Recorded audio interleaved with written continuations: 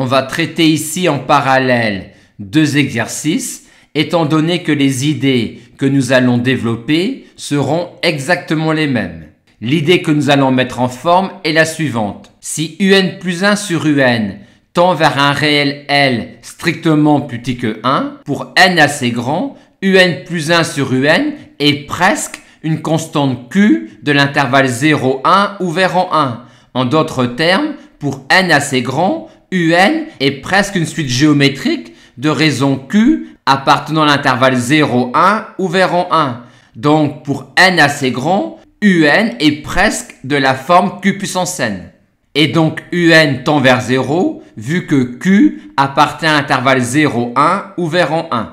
Ce raisonnement-là est bien entendu grossier et incorrect, mais ce que nous allons faire est en quelque sorte sa mise en forme correcte. De même ici, si la racine énième de un tend vers un réel L strictement plus petit que 1, pour n assez grand, la racine énième de un est presque un réel Q de l'intervalle 0,1 ouvert en 1, donc pour n assez grand, un est presque du Q puissance n, et donc un tend vers 0. Là encore, ce raisonnement-là est très grossier et incorrect, mais ce que nous allons faire est en quelque sorte sa mise en forme correcte. Passons donc maintenant au raisonnement correct.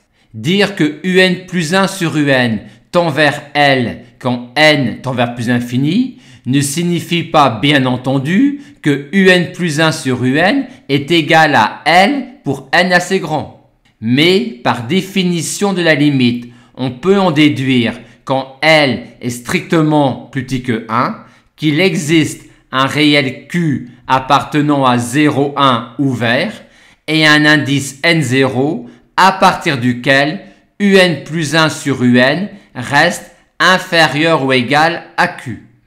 De même ici, dire que la racine énième de un tend vers L ne signifie pas que la racine énième de un vaut L pour n assez grand. Mais par définition de la limite, on peut en déduire, comme ici, qu'il existe un réel Q appartenant à l'intervalle 0,1 ouvert et un indice n0 à partir duquel la racine énième de un reste inférieure ou égale à Q.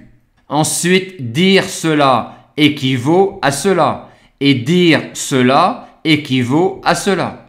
Et donc ici, c'est terminé car on a un terme un qui est positif et qui est inférieur à une quantité qui tend vers 0 quand n tend vers plus infini. On peut donc bien en déduire que un tend vers 0. Et ici, vu que Q est positif et pour les mêmes raisons que quand on avait du égal et donc une suite géométrique, on a par récurrence immédiate cette inégalité-là. Et là encore, on a une quantité un qui est positive et inférieure ou égale à une quantité qui tend vers 0 quand n tend vers plus infini. On peut donc bien en déduire que un tend vers 0. La solution dans les cas 2 est tout à fait similaire, à la seule différence que cette fois-ci, on partira de cela et de cela.